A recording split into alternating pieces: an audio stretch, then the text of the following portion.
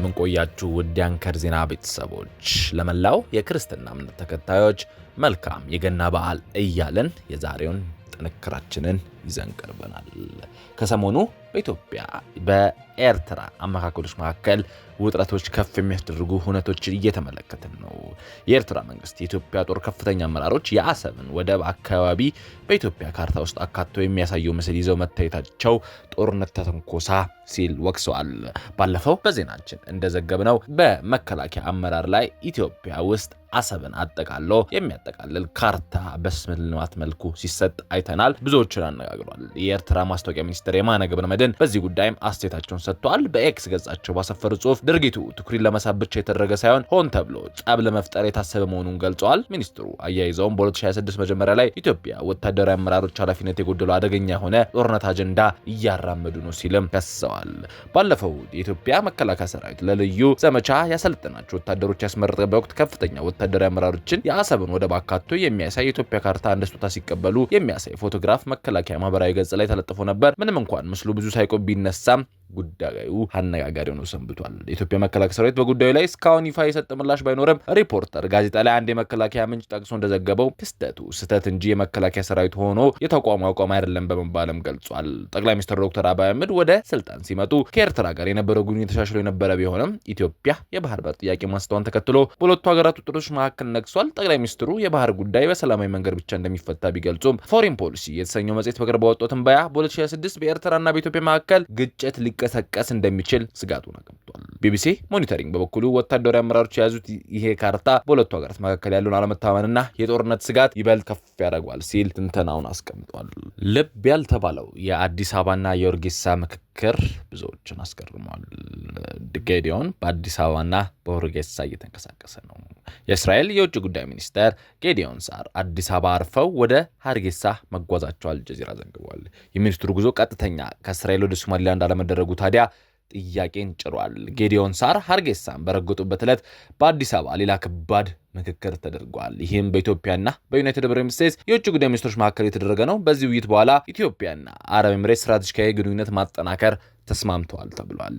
ይህም በሎጂስቲክ በተለያዩ ፖለቲካና ኢኮኖሚ በሆኑ ድጋፎች ኢትዮጵያ እንደምታገኝም ይጠበቃል። እስራኤልና አረብ ኤሚሬትስ የውጭ ጉዳይ ሚኒስትሮች በተመሳሳይ ቀን አዲስ አበባና ሁርጌሳ ያደረጉት የጀርባ አንዳች የሚያያዝ ነገር እንዳለውም እየተነገረ ይገኛል። እስራኤል ለሶማሊላንድ እውቅና ከመስጠቷ ጀርባ ትልቁን ስራ የሰራችው አቡዳቢ እንደሆነችም ተንታኞች ገልጸዋል። ኤርትራ በዚህም ስጋት ገብቷታል። የሻዕቢያው አለቃ ኢሳያስ አፈወርቄ አንድ ለእናቱ ለሆነው የኤርትራ ቴሌቪዥን ቃለ ምልልስ ማድረጋቸውና የኢትዮጵያ መንግስትን ሲወርፉ እንደተሰማ ከኤርትራ ምንጮቻችን ገልጸዋል። ይህ ቃለ ምልልስ በወቅታዊ አፍሪካና ቀንዳዊ ዓለም አቀፋዊ ጉዳዮች ላይ ያተኮረ ነው ተብሏል። በዚህ ሳምንት እንደሚሰራ ይጠበቃል። ኢሳያስ ብዙ ጊዜ ስለማይናገር ሲናገር ከበድ ያሉ ቦምቦችን ስለሚጥል ብዙዎች በጉጉት እየጠበቁት ይገኛሉ። የአንከር ዜናም ይህንን ተከታትሎ ለእናንተ የሚያደርስ ይሆናል። የተወደዳችሁ የአንከር ዜና ቤተሰቦች መረጃውን እየሰማችሁ አብራችሁን ስላላችሁ እናመሰግናለን። መረጃውን እየሰማችሁ ባላችሁበት ሁኔታ ላይክ፣ ሼር ማድረጋችሁ እንዳረሱ። ለቻናላችንም እንግዳ ከሆናችሁ ሰብስክራይብ አድርጋችሁ ከአንከር ዜና እንድትወዳጁ ጋብዘናል። አሁን በዝርዝር ወደ ያዝናቸው መረጃዎች እናልፋለን።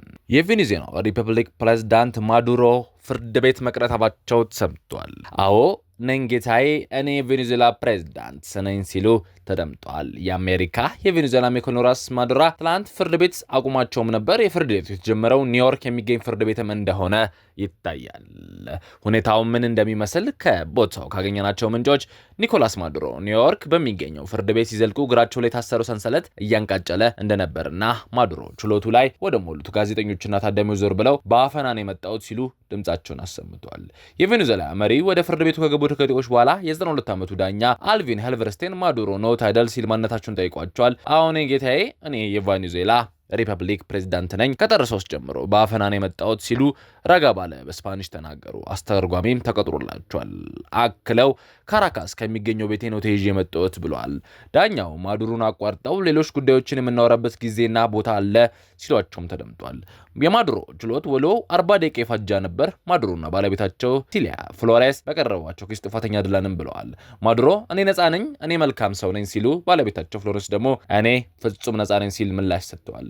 ማዱሮና ባለቤታቸው ሰማያዊና ብርቱካናማ ቀለም ያለው ካኒተራ እንዲሁም ካኩስሪ ለብሰው ነው ፍርድ ቤት የተገኙት። ማዱሮ በቢጫ ማስታወሻ በደብተር ላይ የሚሰሙትን የሚያዩትን በአንክሮ ሲጽፉም ነበር። ችሎት ሲጠናቀቅ ደብተሩን ይዘው መሄድ ይፈቀድላቸው እንደሆነ ዳኛውን ጠይቀው ተፈቅዶላቸዋል። ማዱሮ ወደ ችሎቱ ከዘለቁ በኋላ አዳራሹን ለሞላው ታዳሚ ሰላምታ ሰጥተዋል። ፊታቸው ላይ ምንም አይነት የተለየ ስሜት ማንበብም አይቻልም፣ እርጋታም የተላበሱ ነበር። ችሎቱ ሲጠናቀቅም ከታዳሚዎች መካከል አንዱ ብድግ ብሎ ለወንጀል ዋጋ ትከፍላለህ ብሎ ጮኸ። ማዱሮ ግን በእርጋታ ነው የተመለከቱት። እኔ ፕሬዝዳንት ነኝ፣ የጦር እስረኛ ነኝ ሲሉ በስፓኒሽ ለግለሰቡ ምላሽም ሰጥተዋል። ግለሰቡም እንዲወጣ ተደርጓል።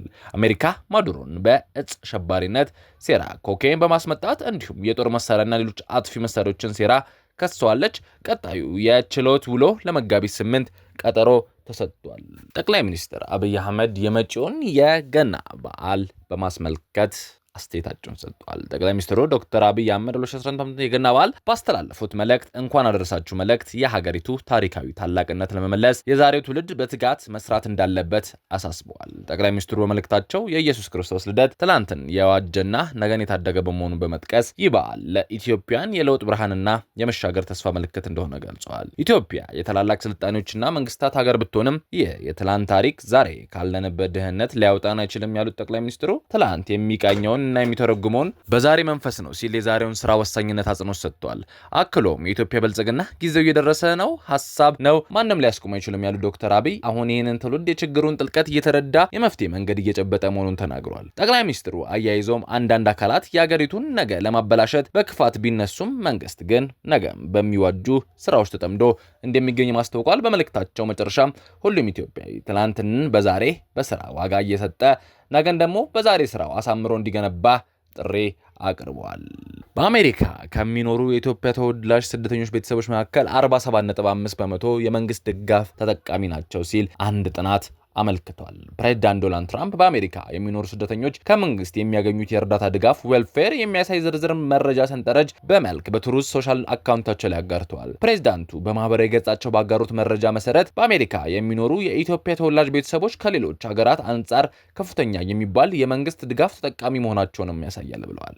መረጃው በአሜሪካ የሚኖሩ የኢትዮጵያ ተወላጅ ስደተኞች ኢሚግራንት ሃውስሆልዶች 47.6 በመቶ ያህሉ ቢያንስ ከቤተሰብ አንዱ የመንግስት ማህበረሰብ ድጋፍ ተጠቃሚ መሆናቸው የሚገልጽ ነው ብሏል። ምንም እንኳን ቤተሰቦቹ ሰራተኛ ቢሆኑም አሜሪካ ውስጥ የተወለዱ ልጆቻቸውን መንግስት የሚደግፍ ነፃ የትምህርት ቤት ምሳ ወይም የጤና መድን ተጠቃሚ ከሆኑ ሙሉ ቤተሰቡ እንደ እርዳታ ተቀባይ ተቆጥሮ በዝርዝር ውስጥ መካተቱ ቁጥሩን ከፍ ያደርገዋል ብሏል። ይህ ፕሬዝዳንት ዶናልድ ትራምፕ መረጃ በኢትዮጵያ ላይ ስለነበረ ጫና ባለፈ ወደፊት የሚደረጉ የቤተሰብ ጥሪዎች የቪዛ ሂደቶች ላይ አደጋ እንደሚጥል ይታመናል። ጉዳዩን በቅርበት የሚከታተሉና በአሜሪካ የህግ ባለሙያ የሆኑት አቶ ሙሉዓለም ጌታቸው በማህበራዊ ትስስር ገጻቸው ባሰፈሩት ጽሁፍ በዚህ መጠን በኢትዮጵያ ስደተኛ በዌልፌር ስር መሆን አስደሳች ዜና አይደለም ግልጽ ገልጸውታል። አክለውም ይህ ከኢትዮጵያ ለሚመጣ ስደተኛ መጥፎ የፖሊሲ አቅጣጫ ሊያስቀምጥ ይችላል። አሁን ትኩረቱ እኛ ላይ ላይሆን ይችላል፣ ነገር ግን የምትችሉ ሰዎች ከዌልፌር መውጣት ብትችሉ የተመረጠ ነው ሲሉ መልእክታቸውን አስተላልፈዋል።